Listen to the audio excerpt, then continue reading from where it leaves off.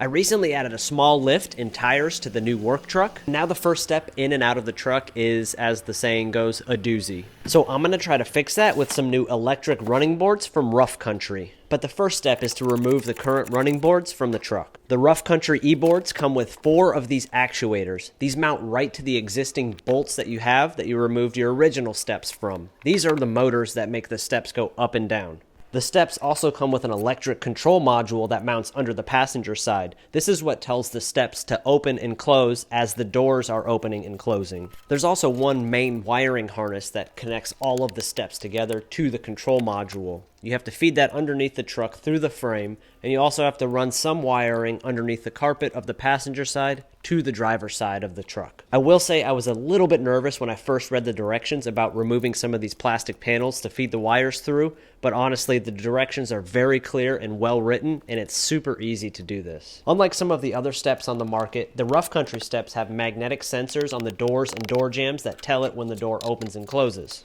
This install did take a few hours, mainly because you have to run all the wires and put everything back together, but it was well worth it at the end. I absolutely love how these steps work. There's even LED lights that shine down on the steps so you know where you're stepping at night. I definitely gained a few inches, that way the step up and step out is a little more easy to get in and out of the truck.